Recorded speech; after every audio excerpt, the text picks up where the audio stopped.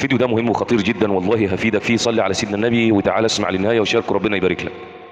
كانوا بيجيبوا فيل وهو صغير كده في الهند او في بلاد معينه، يربطوه بسلسله، لسه حجمه صغير في وتد كده جامد.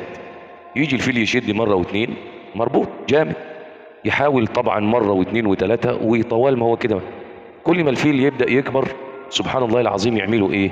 يبداوا يبدلوا يعني الوتد ده بحاجه بسيطه كده في الارض، وبدلوا السلسله القويه دي بحبل عادي. الفيل هنا خلاص اعتاد على الامر، ما عادش عايز ايه؟ يشد، لانه يئس خلاص، عرف ان لا محاله من الهرب، لا محاله ان هو ينفك من ده، مش هينفك خلاص. هو حاول مره واثنين وعشرة ومية خلاص، فاليأس خلاص متملك منه. طيب ايه العبره من الفيديو ده؟ والله في عبره جميله جدا استنتجتها. حال بعض الناس مننا او بعض شبابنا ربنا يبارك فيهم، انه ممكن يحاول مره واثنين وتلاقيه يقعد. ايه يا عم قاعد ليه؟ تشتغلش ليه؟ مش بتجتهد ليه؟ اصل انا حاولت مره واثنين. يا عم مش تيأس يا عم، انا عملت ويئست. والله العظيم يا جماعه ممكن، خلي بالك، الانسان طول ما هو بيستعين بربنا عز وجل ويتوكل على الله، انت ممكن واحد يحبطك. عشان كده انا هقول لك على حاجه او 3 حاجات تمشي عليهم، واوعى تقول لحد عليهم ابدا. صليت على سيدنا النبي والله العظيم. طيب اول حاجه ايه؟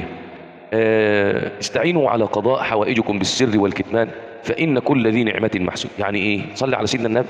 طيب مش كل حاجة تروح تقولها لصاحبك وتروح تقولها لده وتقول لي ده وتقول لي ده. الله أعلى وأعلم بالقلوب، ربنا يصلح قلوبنا جميعا.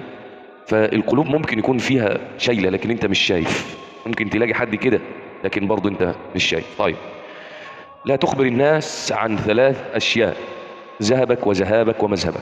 برضه يعني إيه؟ مش فهمنا. ذهبك اللي هو مالك، يعني انت لو جاي لك شغلانه حلوه او ان انت بتخطط لتعمل مشروع او شغلانه حلوه، ما تقولش لحد. فاهمني؟ صليت على النبي؟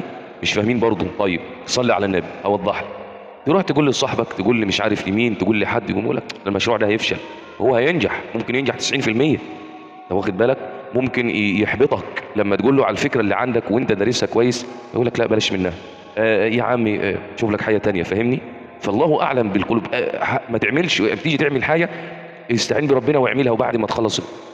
طيب شغال في شغلانه حلوه، وظيفه حلوه وبتاخد راتب، واحد جابلك انت بتاخد كام؟ باخد مبلغ وقدره، صح؟ يحصل. يقوم يقول يا لهوي ايه ده؟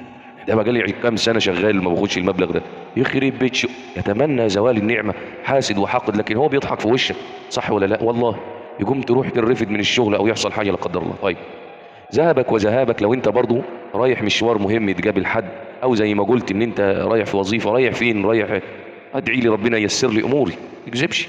يعني انا ربنا يوفق، ادعي لنا يا عم.